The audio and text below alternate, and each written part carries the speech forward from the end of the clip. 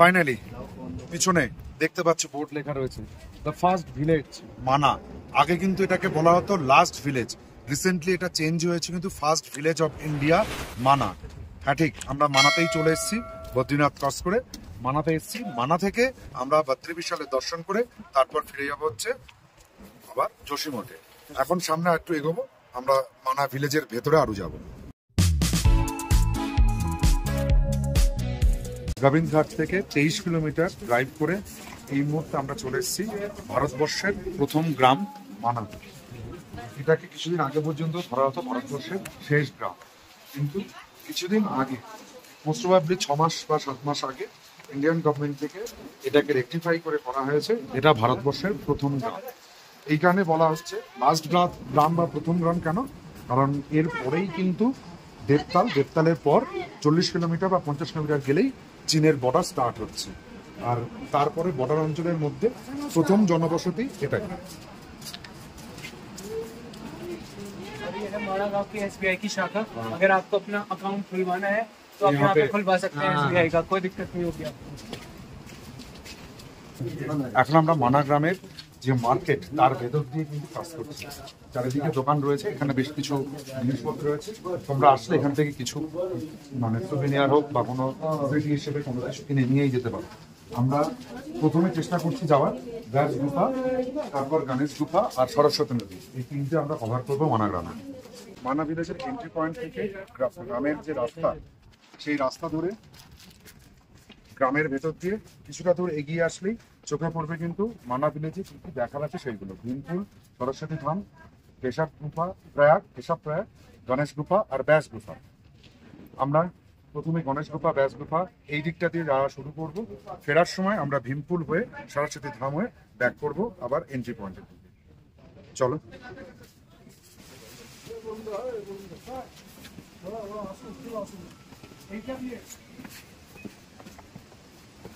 এই সামনেই গণেশ গুফা, এই দেখা যাচ্ছে। এই গণেশ গুফাতে আমরা ঢুকবো।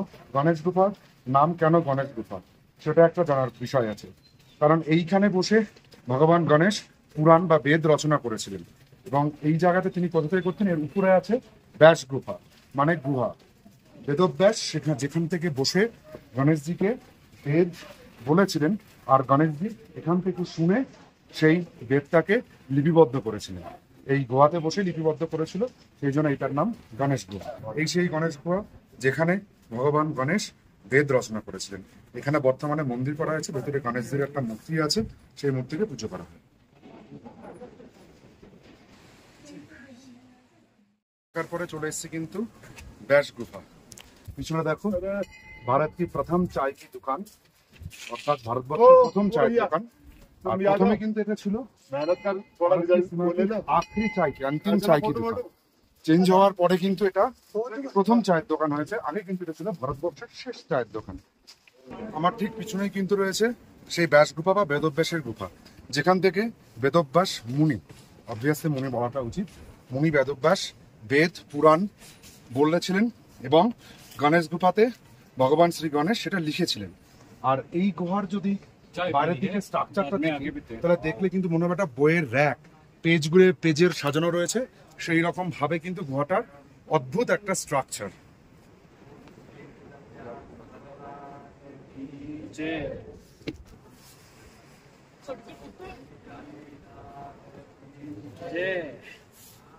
মানা ভারতবর্ষের প্রথম গ্রাম, সেই প্রথম গ্রামের প্রথম চায়ের দোকানে আমরা রয়েছি। ভারতবর্ষের প্রথম গ্রাম বা শেষ গ্রামের শেষ চায়ের দোকান বা প্রথম চায়ের দোকানে এসেছি।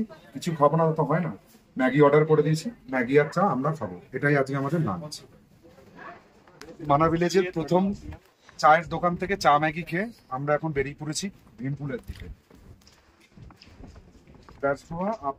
প্রথম চায়ের দোকানের সামনে থেকে যে রাস্তাটা নিচের দিকে নেমে আসছে, এই রাস্তা ধরে 300 মিটার নিচে নামলেই কিন্তু পড়বে ভীমপুর। ये वाला देखो यहाँ से।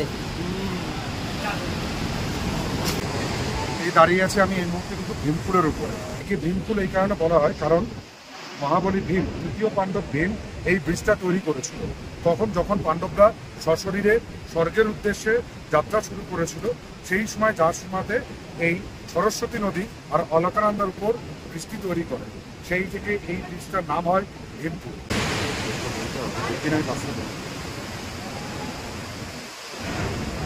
আর এই হচ্ছে সরস্বতী নদী।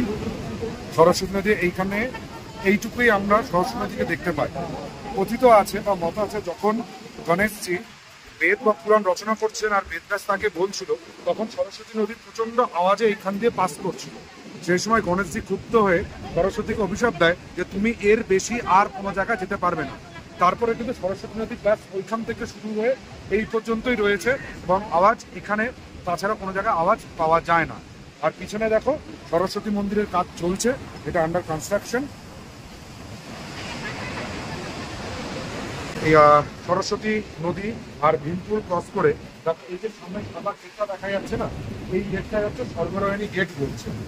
মহাভারত অনুসারে এই রাস্তা ধরে এইখান দিয়ে কিন্তু পঞ্চপাণ্ডব আর দ্রৌপদী স্বর্গের উদ্দেশ্যে যাত্রা করেছিল কেদারনাথে শিব ঠাকুরের কাছ থেকে দর্শন পাওয়ার পর।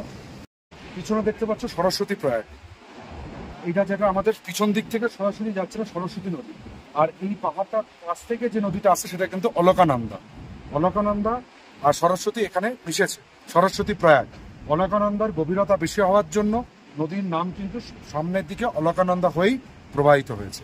তোমরা যদি এই মানা ভিলেজে আসতে চাও তাহলে তোমাদের নিয়ারেস্ট কোনো বড় রেল স্টেশন থেকে ট্রেন ধরে চলে এসো ঋষিকেশ বা হরিদ্বার। সেখান থেকে বাস বা শেয়ার গাড়ি করে চলে এসো বদ্রীনাথ। বদ্রীনাথ থেকে 4 কিলোমিটার দূরেই হচ্ছে মানা ভিলেজ। কিছুক্ষণ মানা ভিলেজে সময় কাটিয়ে আবার চলে এসো বদ্রীনাথে।